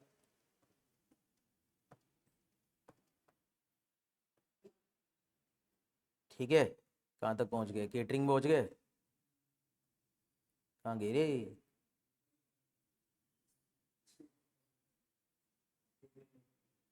केटरिंग तक पहुँच गए। फिर हमने क्या बेचा था बेटा? वो टेरिटोरियल वाटर में गुड्स बेचा था, तो 4.5 लाख उसकी वैल्यू तो गिवन है। अब उसको इंट्रा क्यों माना? आप ध्यान से सुनो, क्या बोला था उसका कानून बताओ?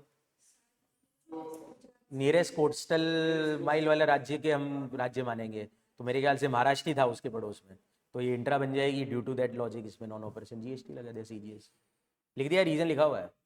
देखो पढ़ो बताऊं, where supplies in the territorial water the place of supplies deem to be the state where the nearest point of the appropriate base line is located, Maharashtra in the given case, hence supply will be intra. ठीक है, इसके बाद वो TOP का reason दे दिया, देखो वही लिखा हुआ है सेक्शन 9(5), वही जो लैंग्वेज थी, देखो तुमने सेम लैंग्वेज ही होगी मेरे ख्याल से, क्या है ये, और नोटिफाइड है however since said service are provided by company tax is paid by the supplier not by ECO। Company अगर सप्लायर है तो ECO नहीं देगा, कोई और है ECO देगा, ओमनी बस का केले। और बाकी गाड़ियों का जो ट्रांसपोर्टेशन है उसमें अलग लॉजिक है, बाकी गाड़ियों का लॉजिक बता, फर्स्ट है उसमें तो हमेशा ECO देगा। हाँ यही लॉजिक है, और क्या है, ये पढ़ना है ऐसे यार भाई, लैंग्वेज को याद करना है, फिर लॉजिक भी ध्यान रखना है, फिर उसको अप्लाई भी करना है। तो ये आपका आ गया जीएसटी फॉरवर्ड चार्ज वाला। अब रिवर्स चार्ज वाली कोई लाइबिलिटी आ रही है क्या? अब देखो रिवर्स चार्ज वाली आईटीसी नाम पे कुछ था ही नहीं, क्योंकि वो सीएसआर वाला आइटम था और लीगल सर्विस एग्जम्प्ट के लिए थी, तो वो लीगल लिख दिया कि हमने दो चीजें खरीदी, दोनों का क्रेडिट क्यों नहीं लिया? बताओ इसका क्यों नहीं लिया? ब्लॉक है, इसका क्यों नहीं लिया? एक्सक्लूसिवली एग्जम्प्ट में काम आती है तो वैसे नहीं लेते। क्या रिवर्स चार्ज वाली लाइबिलिटी हमारी कोई बनेगी? तो रिवर्स चार्ज वाली लाइबिलिटी वैसे तो बननी चाहिए थी, पर याद करो फिर वही चक्कर है, रिवर्स चार्ज वाली लाइबिलिटी को देने का लास्ट डेट क्या होती है? हम कौन से महीने में खड़े हैं? फरवरी में खड़े हैं। और आरसीएम वाली सर्विस का टैक्स कब तक देना चाहिए? वो टाइम ऑफ सप्लाई चैप्टर बताता। Time of supply, FCM RCM दो सेक्शन आते थे, 13(3). आरसीएम, अब एफसीएम वाली जो सर्विस है तो उसका टाइम ऑफ सप्लाई कब आता है? अगर टाइम पे बिल बन गया तो बिल का दिन और पेमेंट का दिन विचएवर इज अर्लियर, टाइम पे बिल नहीं बना तो प्रोविजन का दिन और पेमेंट का दिन विचएवर इज लेटर। और आरसीएम में कब आता है? एक तो जिस दिन बिल बनाया उसका 61वां दिन, 61वां दिन है एक, तो ध्यान रखो पहले अच्छी तरह से, और एक पेमेंट का दिन, पेमेंट का दिन अभी तक आया ही नहीं, ठीक है ना। और बिल का 61वां दिन 2 जनवरी से अगर हम 61 दिन आगे बढ़ेंगे तो फरवरी में नहीं आएंगे, मार्च में, 4 मार्च बोल रहा है आएंगे करीब। हाँ सही है, ये 4 मार्च निकाल के बैठा है। अरे यार 61वां दिन 2 मार्च को बिल बनाता है ना क्वेश्चन में, 2 जनवरी का बिल है भाई। अरे तुमको कानून क्लिक नहीं हो रहा है यार, यही चक्कर है यार, मजा नहीं आता है सब। पूरा पढ़ने के बाद तो क्या है, फटाफट क्लिक होने चाहिए बच्चों का कानून। तो क्या हम ये मैं ये नहीं कह रहा कि आरसीएम की लायबिलिटी नहीं है, देखो हम इस सेवा का क्रेडिट नहीं ले सकते, वो अलग रीजन है, उसका रीजन है क्योंकि हमने उसको यूज एक्सक्लूसिवली एग्जाम में करा। अगर ये टैक्सेबल में होती ना तो इसका क्रेडिट मिल जाता हमारे, समझ रहे हो मेरी बात, क्रेडिट मिल जाता, क्योंकि ये तो है इनवर्ट सप्लाई। क्या है ये हमारी क्रेडिट तो लेता मैं, अभी क्रेडिट नहीं लिया का रीजन अलग है। और इसका जीएसटी लायबिलिटी, आरसीएम वाला लायबिलिटी मेरा अभी क्यों नहीं आ रहा है? क्योंकि मैं खड़ा हूं फरवरी में और इसका टीओएस मार्च में है। अब वो मार्च में क्यों आएगा? उसका रीजन सेक्शन 13(3) था, 61वां दिन और पेमेंट का दिन विचएवर इज अर्लियर। पेमेंट हमने करा ही नहीं, अभी ये लिख देते कि मार्च में पेमेंट कर दिया, फरवरी में पेमेंट कर दिया, ऐसा लिख देते तो फिर अभी देना पड़ता है इसका जीएसटी आरसीएम। तो यहाँ पे अब क्या है, जो दिया है वो तो सबने पढ़ लिया, जो नहीं दिया उसके हिसाब से सोचो ना, कि अगर ये नहीं वो होता, वो नहीं ये होता, तो ये क्वेश्चन क्योंकि बन जाते हैं एक पीरियड में, सेम क्वेश्चन भी आ जाएगा ना तो भी तुम गलत कर गया, एक लाइन चेंज करते, पेमेंट करा देंगे फरवरी, तो करो, तुमने रट के आया ना, तुम अपना अपन सोच रहे हो कि मैंने क्वेश्चन कर लिया, वो रट रहे हैं बच्चे, जो क्वेश्चन कर भी रहे हो तो रट रहे हैं, ऐसा आएगा तो ऐसा कर दूंगा, ऐसा आएगा तो ऐसा कर दूंगा, ऐसा होता ही नहीं, ऐसा आएगा ही नहीं कभी। वो जैसे अकाउंट्स में नहीं करते कि भैया डेबिट में लिखते हैं इसको तो डेबिट में लिखते हैं, इसको क्रेडिट में लिखते हैं, शायद अकाउंट्स रटने में आ जाती होगी, पर ये नहीं आएगी, ये आपको 1 सेकंड में एक लाइन बदलेंगे, आपको लगेगा क्वेश्चन वही है जो मैंने करा हुआ है, पर वो है नहीं, कुछ तो चेंज है उसके अंदर शायद। तो ये आपका आरसीएम लायबिलिटी 0 है और फाइनली आपको पूरा कैश देना है जो ऊपर आ गया। क्वेश्चन दोनों ही तगड़े। और देखो इनकी कैपेसिटी भी देखो, एआई का जमाना लोग बोलते हैं, पर एआई के जो क्वेश्चन मैंने भी बनाया, बहुत सारे एआई से क्वेश्चन पूछे कि बता नए नए क्वेश्चन, ऐसा कोई नहीं बताता हो तो कचरा बताता। तो ये जो इंस्टीट्यूट एआई नहीं, ये दिमाग के क्वेश्चन है, बंदे खुद सोच सोच के, जो बोर्ड ऑफ स्टडी के आदमी है ना, ये इनका काम ही यही है, सोचते रहते हैं 24 घंटे की एक। ये खुद बताऊं मैं तो क्या करते होंगे, जैसे कि मैं कानून पढ़ रहा हूँ, मैं एज ए टीचर, अब मैं कानून पढ़ के मेरे दिमाग में भी हजारों चीजें चलती रहती है, अब मैं कुछ भी चीज सोच के ना क्वेश्चन बना दूं, मेरे मन में कोई कहानी आ जाएगी, मैं क्वेश्चन में फ्रेम कर, ये सोचते हैं बकायदा और बकायदा दिमाग से पेपर बनाते। और लेवल ऑफ नॉलेज कितना तगड़ा देख लो अब आप, अच्छा खासा क्वेश्चन है। चलिए, तो दोनों बड़े क्वेश्चन मैंने करा दिए हैं।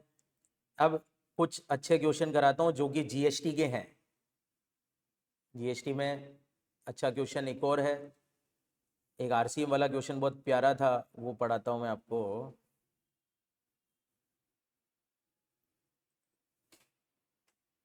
ये वाला करें पहले। प्लेस ऑफ सप्लाई की प्रैक्टिस आपको करनी है, कितना इंपॉर्टेंट है place of supply. O minus I में प्लेस ऑफ सप्लाई की जरूरत पड़ रही है बार बार। उसके बाद एक सेपरेट क्वेश्चन बार बार मुंह पे फेंक देते हैं ये प्लेस ऑफ सप्लाई का। प्लेस ऑफ सप्लाई की तो जो लैंग्वेज है ना, आपको मतलब जीवन में ऐसे कंठस्थ कर लो अपने की भैया ये चैप्टर 10 नंबर का है भाई मेरा, मतलब आपको पढ़ते ही पता पड़ना चाहिए ये सेक्शन लगने वाला है। Determine the place of supply in the following independent circumstances. Miss Kavya, Delhi is a passenger traveling from Bengaluru to Hyderabad. Passenger trans, अब कानून आप नाम आपको याद नहीं है तो फटाफट से पहले खोल के रखो कॉपी। कौन सा कानून लग रहा है? ट्रेवल कर रही है बेंगलुरु से हैदराबाद ऑन बोर्ड है Skywing airline flight. During the journey she opt to watch a Hollywood movie. तो ये वो है, सर्विस खरीदी आपने चलती हुई फ्लाइट में। गुड्स का भी था, चलती हुई गाड़ी में सामान बेचना और चलती हुई गाड़ी में सर्विस खरीदना। चेक करो सेक्शन क्या है, 12(9). सेक्शन का नाम बोलो पहले, हेडिंग बोलो। नहीं, पैसेंजर ट्रांसपोर्टेशन सर्विस नहीं है ये। पैसेंजर ट्रांसपोर्टेशन सर्विस के बाद वाला सेक्शन कौन सा? 12(10). ये वो है, ये ध्यान रखो, ये वो वाला सेक्शन है। चलती हुई गाड़ी में, याद है मैंने कहा कि मूवी देखी मैंने फ्लाइट के अंदर, तो जहां से गाड़ी चालू हुई, फ्लाइट चालू हुई, वो प्लेस ऑफ सप्लाई बनता है। सर्विस में, गुड्स में भी, गुड्स में वो जहाँ पे ऑन बोर्ड होता है, गुड्स का कानून है ऑन बोर्ड हुआ, वो तो सेक्शन 10 हो गया। और सर्विस में भी सेम है कि चलती हुई गाड़ी में जब आप सर्विस खरीदो तो फिर जहाँ से फ्लाइट चालू होती है, फर्स्ट एम्बार्किंग पॉइंट, यही है। क्या लिखा हुआ था? हाँ, डिपार्चर, हाँ वही इंग्लिश में, जहाँ से फ्लाइट रवाना हुई, कुल मिला के बात ये। वो वाले से सॉल्व होगा, पढ़ो इसके अंदर। अब तो आंसर आ ही जाएगा, कानून याद है तो अब आंसर आ ही जाएगा ना। देखो अब क्या है, फ्लाइट कहाँ से कहाँ जा रही है? बेंगलुरु से हैदराबाद। काव्या कहाँ की है? दिल्ली की है। ड्यूरिंग द सर्विस उसने एक हॉलीवुड मूवी देखी और इसके लिए पैसे दिए उसने, तो इस सेवा का प्लेस ऑफ सप्लाई होगा जहाँ से फ्लाइट रवाना हुई। तो रवाना कहाँ से हो रही है? बेंगलुरु। चलिए, अब आंसर लिखने का तरीका पढ़ा रहा हूँ मैं, मेन उसको देखो आप।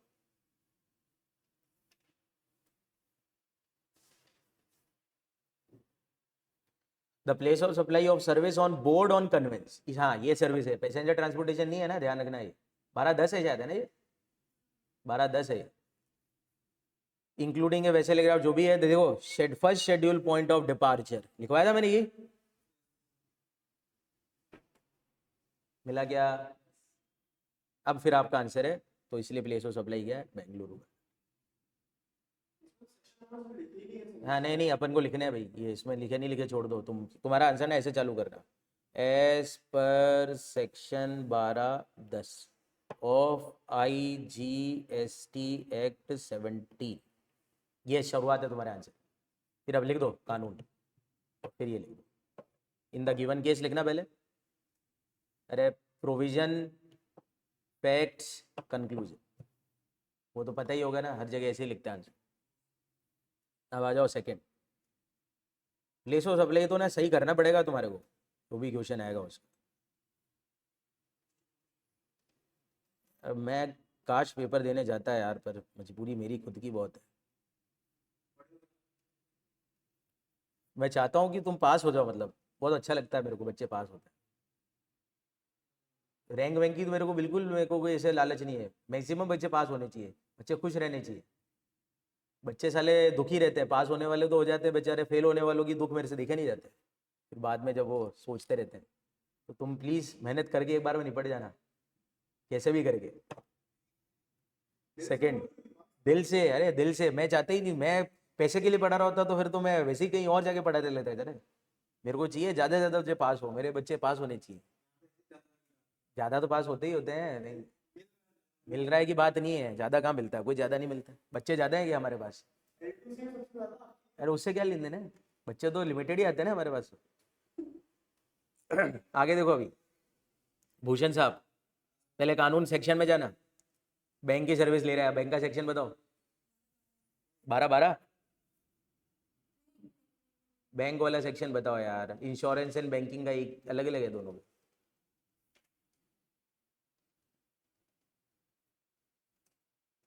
हाँ बैंक वाला सेक्शन ढूंढो यार जल्दी से। यार भाई रुको, एक काम करो, मैं एक काम कर देता हूँ, एक काम कर देते हैं अपन, ये पूरी लिस्ट बना देता हूँ मैं, सर्विस वालों की बना देता हूँ, ताकि कोई बच्चा बाद में वीडियो भी देखेगा तो उसको याद रहे। 12(2) जनरल प्रोविजन था।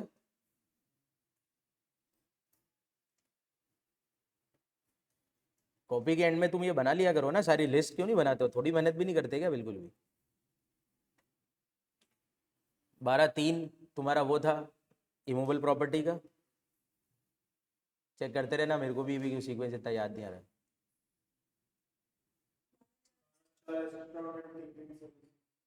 हाँ उसमें बहुत सारी थी, मतलब रेस्टोरेंट केटरिंग लिख देता हूँ। हाँ मैं 2 ही लिख रहा हूँ यार। 12(5), 12(5) क्या थी? परफॉर्मेंस, परफॉर्मेंस अप्रोचल, ट्रेनिंग लिख देता हूँ। 12(6) एडमिशन टू इवेंट।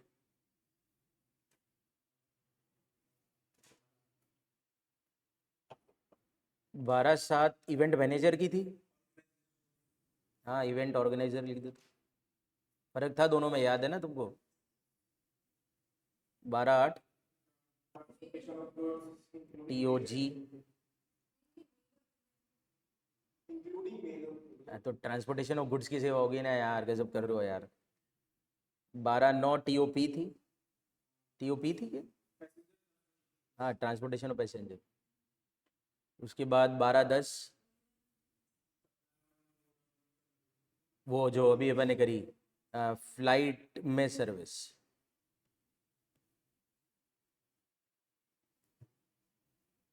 12(11)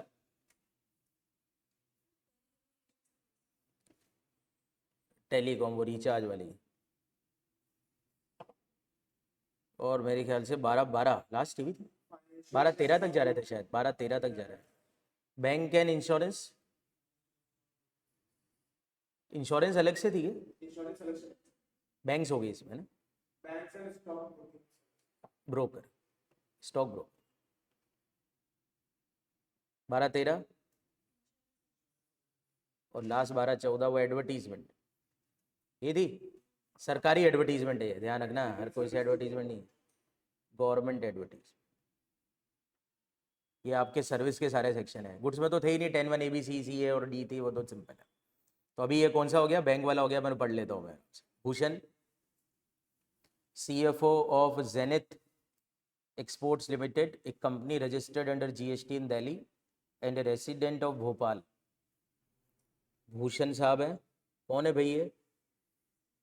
इस कंपनी के CFO हैं, कंपनी दिल्ली की है, ठीक है। और ये खुद कहाँ के रहने वाले हैं? भोपाल।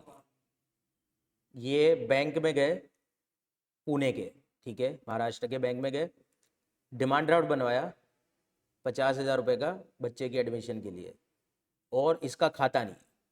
अब बैंक वाला कानून क्या कहता है? 12-12।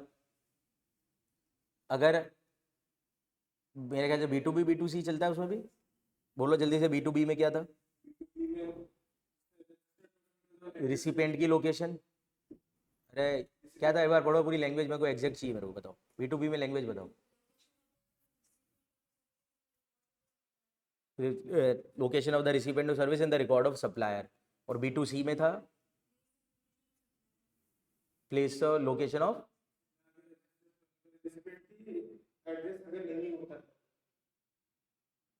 अरे एक मिनट,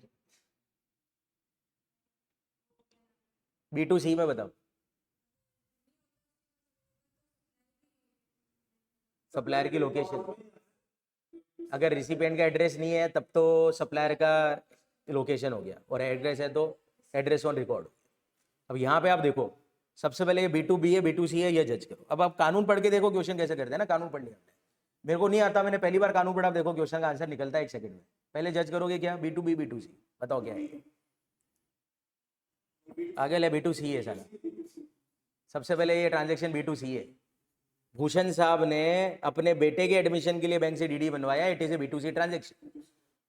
स्टेप 1 क्लियर हुई। अब B2C है तो कौन से बैंक से बनवाया, जहां पे उनका खाता है कि किसी अनजान बैंक से बनवाया। देख रहे हो आप, अनजान बैंक में चले गए, ये does not maintain account with Trident. तो जब सप्लायर के पास आपका खाता ही नहीं है तो आपके पास एड्रेस, सप्लायर के पास तो रिसीवेंट का एड्रेस होगा ही नहीं, आ गया ना। और जब सप्लायर के पास B2C ट्रांजेक्शन में रिसीवेंट का एड्रेस नहीं है तो सप्लायर की लोकेशन प्लेस हो सकता है। तो यहाँ पे आंसर क्या आने वाला है, पुणे। अब देखो आंसर निकालना का स्टेप पे फोकस करो कि कैसे आप मैं सही जगह पे पहुंचूंगा। आंसर, कानून, सिचुएशन, आंसर। पहले कानून दिमाग में चलना चाहिए, कानून नहीं है तो आंसर नहीं है, मैं पहले ही चेता रहा हूं। अब देखो आंसर लिखना कैसे,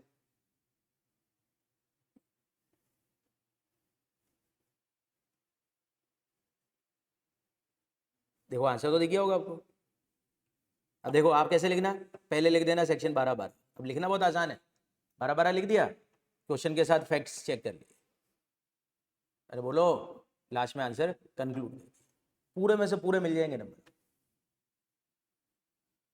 ये 12 ही है, नंबर नहीं लिखा इसने, कानून लिख दिया। आप लिखना एज पर सेक्शन 12। चलो लास्ट वाला आ जाओ।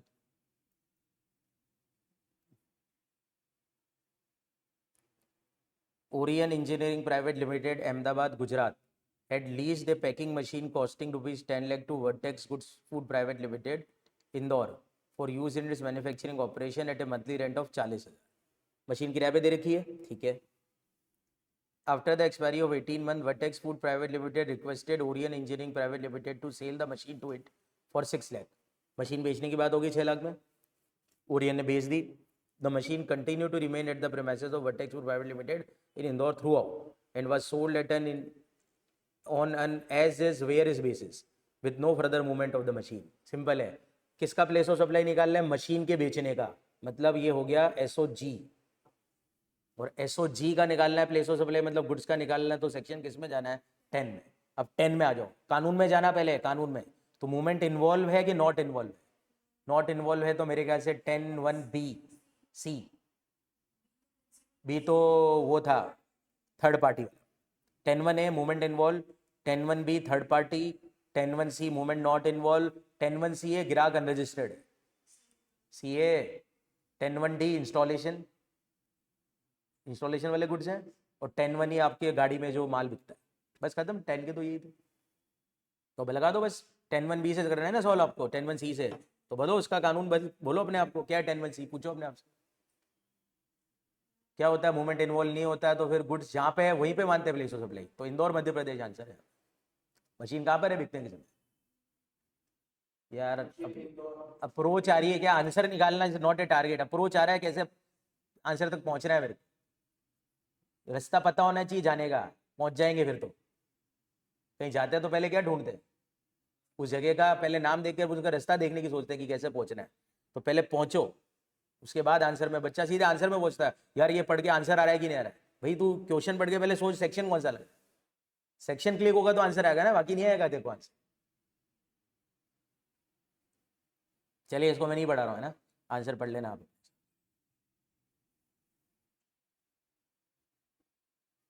अब जैसे ये बहुत फेवरेट टॉपिक है, बार बार इनका पूछते रहते हैं ये साले, क्या पता कितना फेवरेट टॉपिक है ये, परफॉर्मिंग आर्टिस्ट। अब ये क्वेश्चन पढ़ते ही पहले कानून याद करो, कौन सा कानून आता है, चैप्टर एग्जाम सप्लाई, वहाँ पे एंट्री नंबर 78 है शायद। परफॉर्मिंग आर्टिस्ट क्लासिकल और फोक में 1.5 लाख तक का कंसिडरेशन लेते हैं तो उनकी सेवाएं एग्जेम्प्ट है, पर वो ब्रांड एम्बेसडर बन के काम करेंगे तो टैक्सेबल है। पहले कानून आएगा फिर आंसर निकालूंगा, मैं तो देख ही नहीं रहा, भाड़ में जाए क्वेश्चन में क्या पूछे। अब देखो आराम से आप जज करोगी क्या है। Ragini, a classical Kathak dancer has performed the following event in the year, each performance being a separate independent contract। सबसे पहले सोलो क्लासिकल परफॉर्मेंस दी उसने कल्चरल सभा में, 1,48,000 रुपए की, एग्जेम्प्ट है भैया। A classical Kathak performance choreographed specifically to promote a jewelry brand new festive collection for a fee। क्या है, classical Kathak choreograph specifically to promote a jewellery brand new festive collection for a fee of 120. फिर अगला है 2 classical Kathak performance for 2 different organizer on the same day of an occasion of Durga पूजा.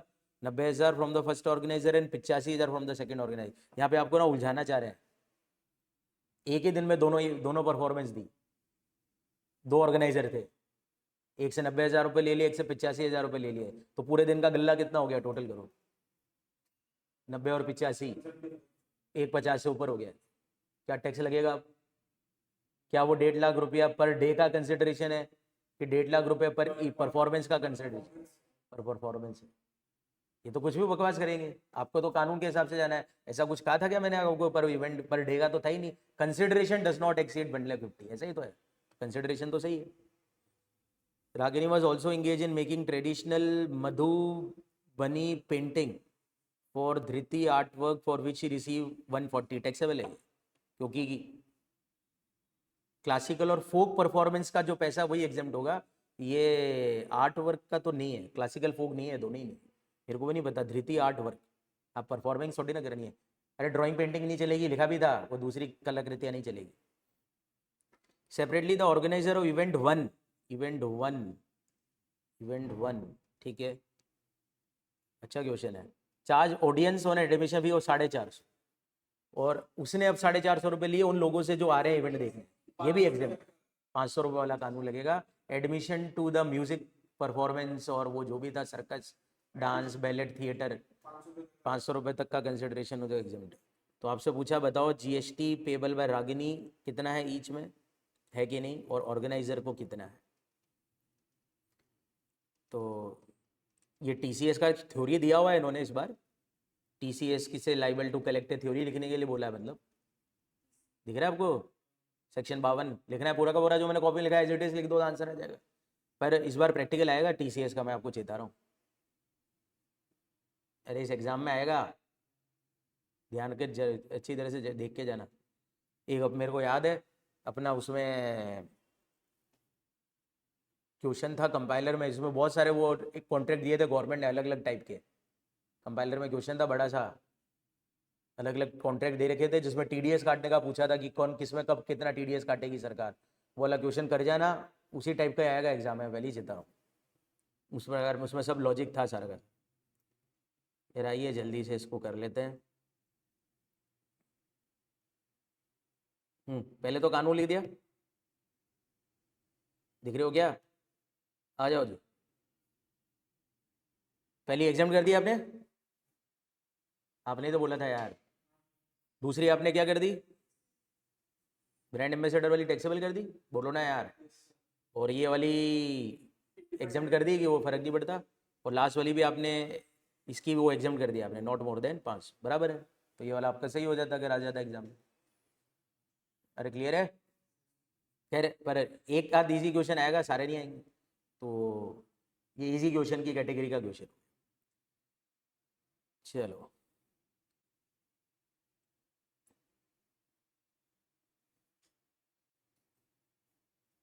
चलिए इसको तो बंद करते हैं यार. एमसीक्यू कर लोगे इसके? इजी है. मैं एमसीक्यू में इतना कोई दम लगा नहीं इसके अंदर. कर लोगे? कराऊँ? अब तो अप्रोच करना ही है ना यार, करना है खुद की तरफ से भी प्रैक्टिस कुछ. ठीक है ना? एक बार एमसीक्यू कर लेना, अगर अटको तो मेरे को पूछ लेना हो तो. और ये